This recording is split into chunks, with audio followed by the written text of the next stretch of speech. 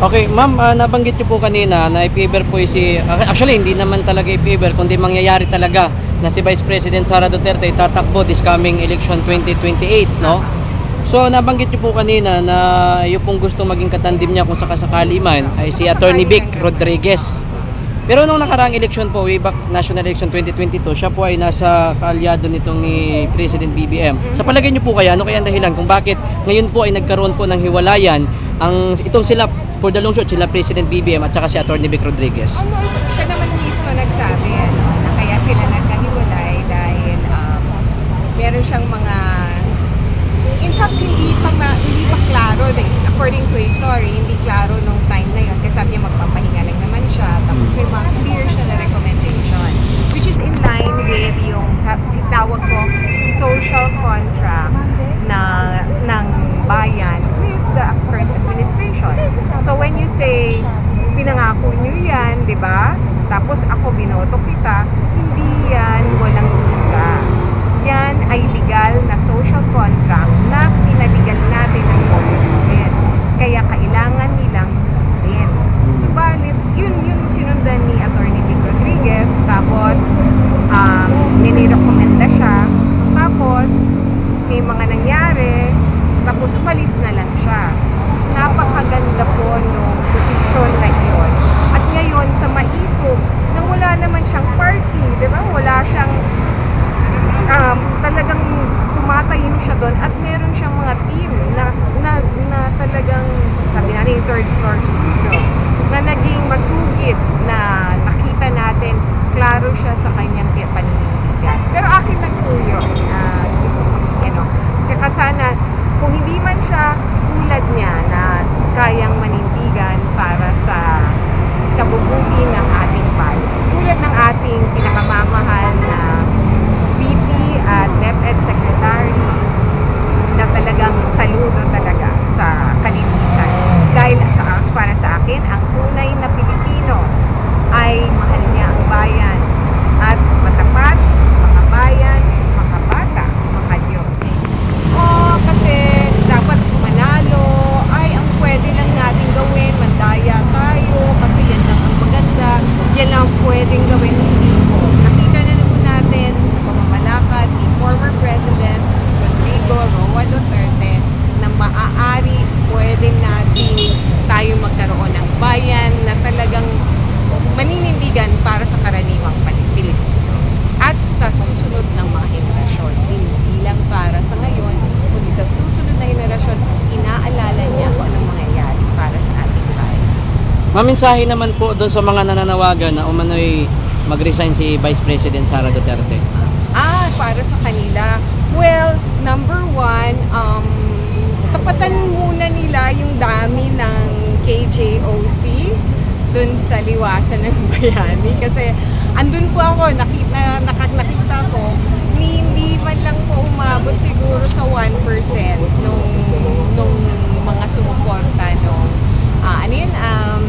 laban ng bayan nung 7-day na na rally ng KJOC na nakakatuwa sila yung nanguna pati ngayon tumakanta na tayo nung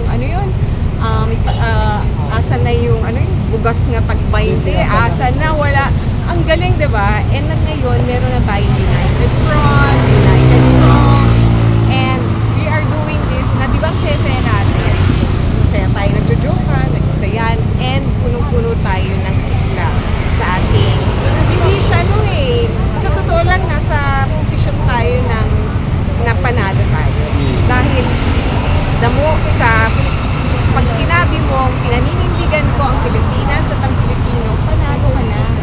So yun para sa akin ang masasabi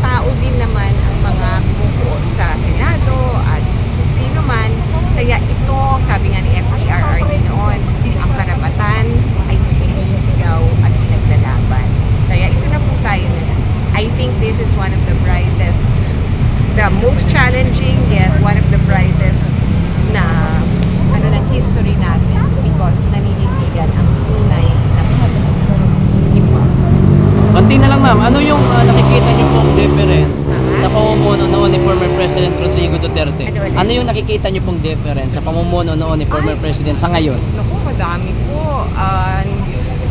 Ano ba? Saan ako mag-uumpisa? Where do I begin? Number one, noon, ang favorite ko is 8888. Kahit kailan ka tumawag, sumulat, may sagot, may konkretong sagot, kahit sino ka, kahit sino ka talaga, pupunta ka doon, number one. Number two, naawa ako sa OFWs natin kasi during President Duterte's time, talagang first class ang treatment sa kanila. Mapapasok, mapalabas, pag-protect sa kanila sa labas at dito. Number three, pero hindi siya least, hindi siya last, yung drugs. Andito na naman po, kanina nga lang, di ba, nakita natin may dumaang, di ba?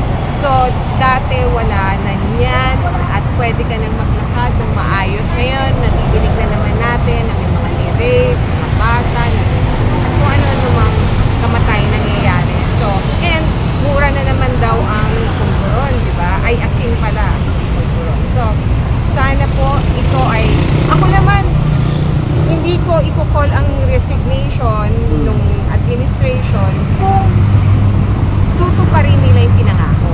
Hanggat nasa posisyon silang hindi nila tinutupad yung pinangako nila dahil binoto natin sila, kailangan mag-usap. Kasi hindi yun ang pinag-usapan. Yun po. Okay, last question ma'am.